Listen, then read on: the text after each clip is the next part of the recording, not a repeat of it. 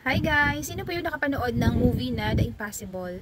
Pinagbibidahan ni Naomi Watts noong 2012 based on a true story of the Bilon Alvarez family who survived the devastating 2004 Indian Ocean tsunami. So yung pamilya po nila ay nagbakasyon sa Thailand and doon ay tinatnan nga sila nitong napakalaking tsunami. So ipapakita ko po sa inyo ngayon kung paano po sinut o kinunan yung movie na ito. Grabe, ang ganda-ganda at ang galing-galing na pagkakagawa ng movie na yan. Sorry.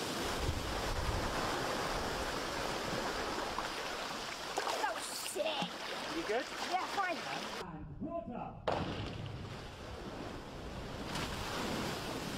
Grabe, ang ganda-ganda at ang galing-galing na pagkakagawa ng movie na yan. So realistic talaga. Ang galing din ng ng artista at saka ng mga cameraman, at yung director.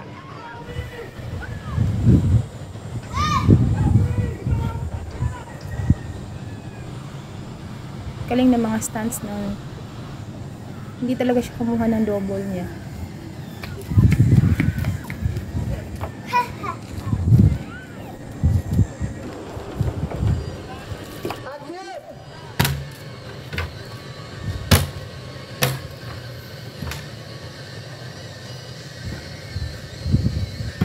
Para talagang tunay na para siyang nasa tunay na baka talaga.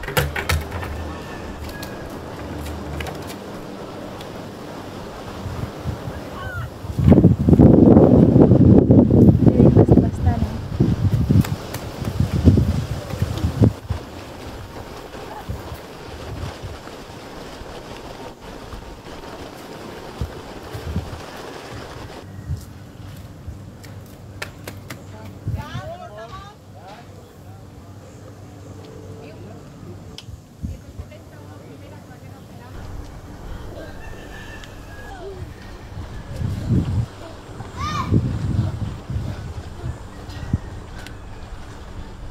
Galing ng mga stunts na hindi talaga siya kumuha ng double niya.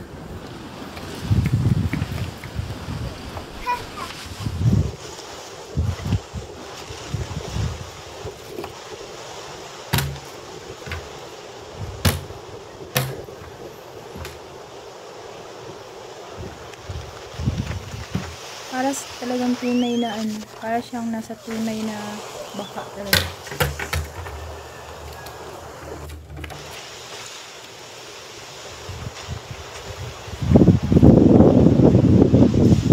Basta no.